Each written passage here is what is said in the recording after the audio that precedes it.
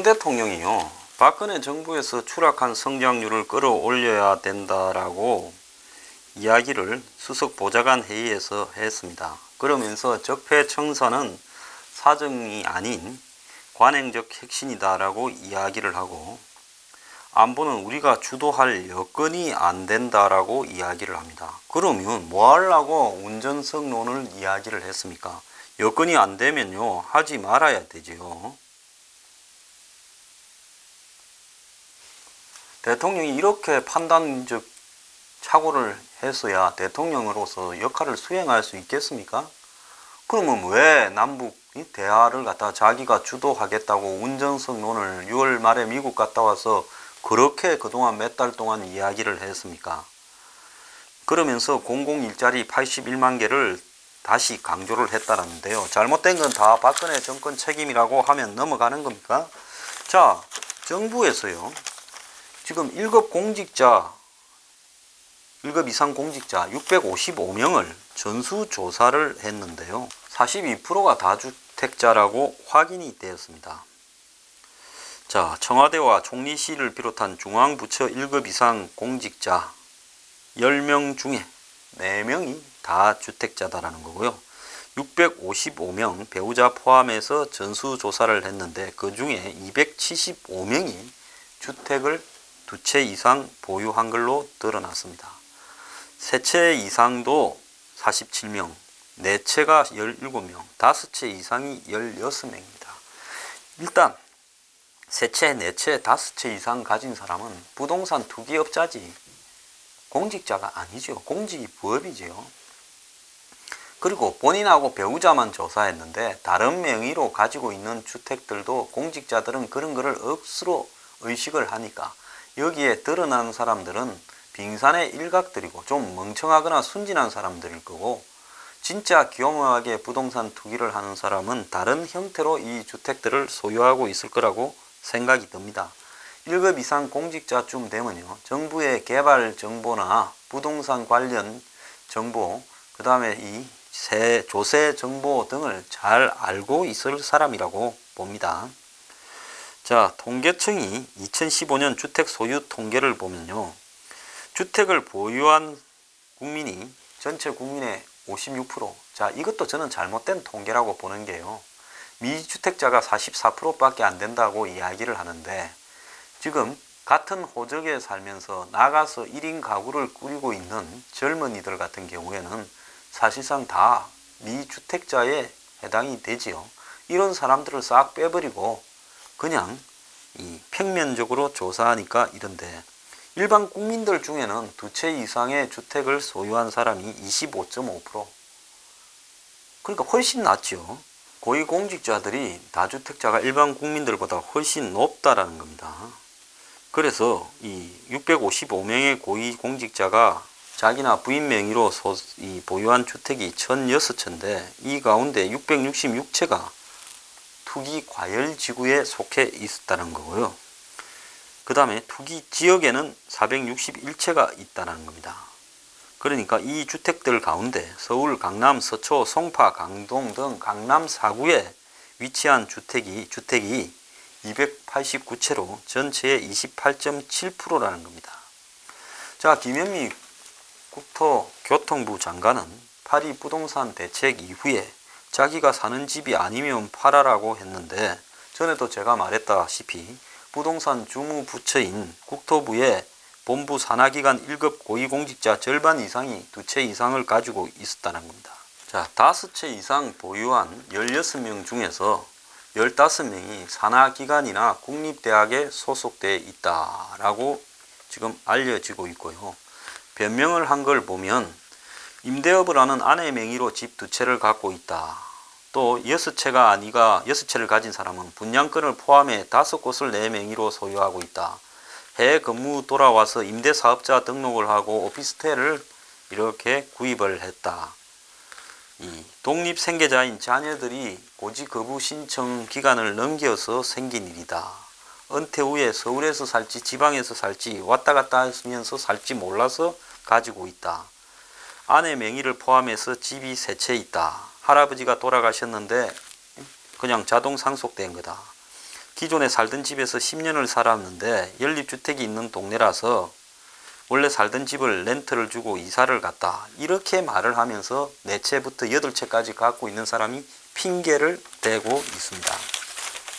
부채별로요.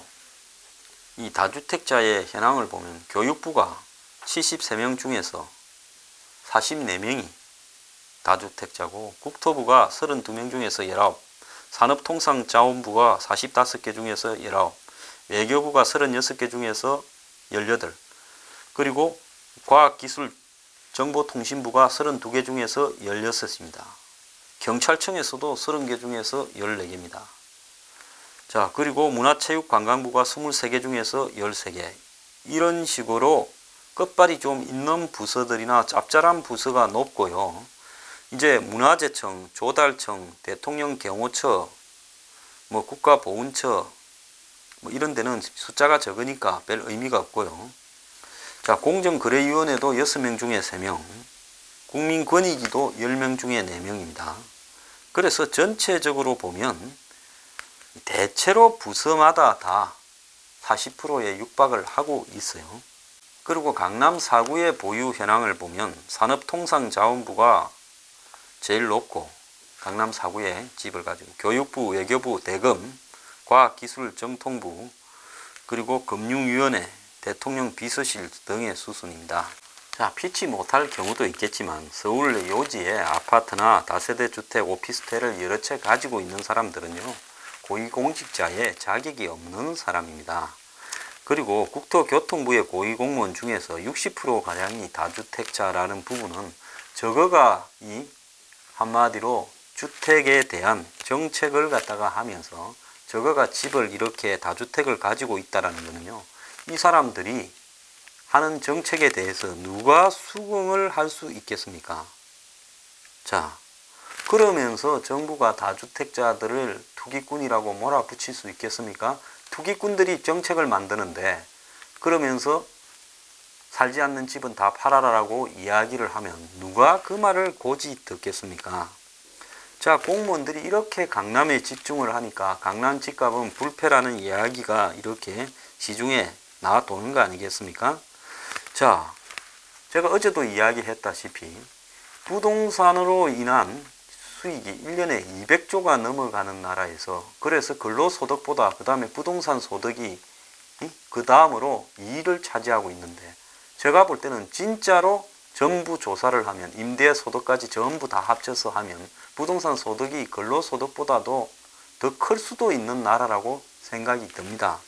이런 나라에서요, 정부가 부동산 문제를 접근할 때는요, 자기들 스스로가 모범이 보여야 되고, 더 나아가서 그런 정책을 할 때 이 국민들이 수긍할 수 있는 부분으로 해야죠. 이러니까 다주택을 소유한 투기꾼들이 다 뭐라고 생각을 하겠습니까?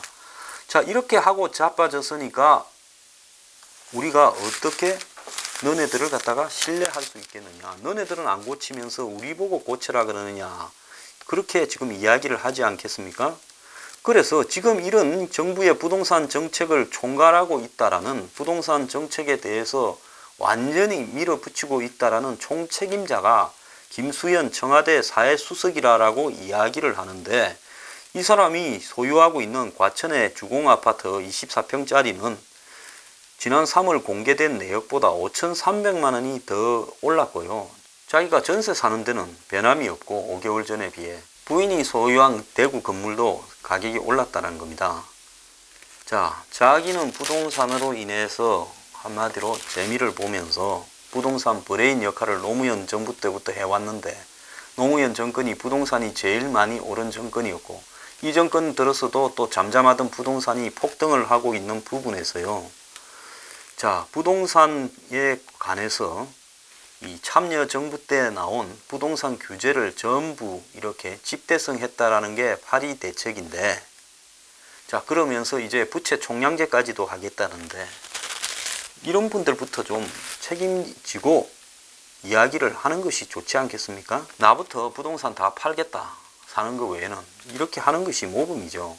자, 얼마 전에 이 국회의원, 고위공무원 고위법관 등 국가지도층의 재산이 평균 17억 3,800만 원입니다. 그러면서 이 정부에 신고된 2,276명의 고위 재산이 1년 전보다 7%가 늘어났다는 거예요. 1년 전에 16억 2,400만 원이었다는 거예요. 근데 일반 국민하고의 격차가 이 2016년 3월 말 일반 국민의 순재산이 2억 9,500만 원이었습니다. 순재산이라는 것은 부채와 자산에서 부채를 빼고 순수하게 갖고 있는 재산이죠. 그러니까 고위공직자의 재산이 일반 국민의 6배에 이르고 있고요. 자, 2015년에는 일반 국민의 전산이 2억 8,400만 원이었습니다. 그러니까 일반 국민들은 1년이 지나도 재산이 늘은 게 1,100만 원밖에 안 되는데 이 사람들은 1년 만에 늘어난 재산이 얼마인가 하면 이 1억하고도 1,400만 원이 늘어난 것이죠. 자, 그리고 국회의원들은 평균 재산이 37억으로 일반 국민들보다 12배가 많다라는 겁니다. 재산이 많다라는 것을 자본주의 사회에서 부정적으로 바라봐서는 안 되지만은 공직자들이 직위를 이용해서 월급 이외에 다른 뒷돈이나 투기 부동산이나 금융 투기를 통해서 정부에 접근해서 돈을 버리는 부분이라면 그건 큰 문제인데 그런 사례들이 수도 없이 드러나지 않았습니까? 그러다 보니까 이 부동산 정책이라든지 금융 정책이 민생과 동떨어져서 움직이고 있고 그렇기 때문에 정부가 부동산이나 출산 대책에 돈을 수없이 퍼붓고도 이 정책이 국민의 이 실제 피부에 와닿지 못하면서 겉도는 거 아니냐라는 부분인데요. 세금으로서 월급을 받는 공직자들의 재산이 이렇게 많다라는 것은요. 대부분이 부동산이나 한마디로 금융 투기에서 왔을 것이고 거기에는 이 자신들이 가진 정보 활용이나 인맥 활용이 있었을 것이고 또 뒷돈도 있었을 겁니다. 이러기 때문에요. 이거는요. 한마디로 이런 자들이 국민을 위해서 일한다라고 하는데 이거는 정권이 바뀌어도 그 인맥은 고위공직자는 똑같이 가는 겁니다. 새로 들어온 현 문재인 정권의 관료들도 똑같은 종자들입니다. 그래서요, 뭐가 자기들은 새로운 종자인 양 하는데 기본적으로는 종자는 똑같다라는 거고요. 이 불황에도 고위공직자 10명 중에서 8명가량은 재산을 불렸다고 지금 이야기가 나옵니다. 그 말은 뭘 이야기하겠습니까? 이 세상이요, 솔직히 서민들은 모르는 자신들만의 노하우에 의해서 굴러가고 있다라는 부분을 이야기를 하는 겁니다. 얼마 전에요, 한국인의 평균 행복 수명이 74세고, 그러니까 74세까지 살 때는 그나마 사람답게 좀 살 수 있는데 이 이상을 넘겨버리면 불행해진다라는데 한국인의 지금 기대 수명은 83.1세입니다. 그런데 행복 수명이 74세라고 하면 8년을 우울하게 노년을 한마디로 독거 노인처럼 보내야 된다라는 거고요. 자, 그렇기 때문에 이 한국인들이 불행하다라고 이야기를 하는데 20대는 행복도가 너무 낮아서 하엘조선 세대를 반영하고 있다라고 하는데 여기에 가장 결정적인 것이 집도 없고 소득도 낮다라는 겁니다. 그래서 집도 많고 소득도 높은 고위공직자나 이 사회 지도층 여러분들 좀 반성을 하길 바랍니다.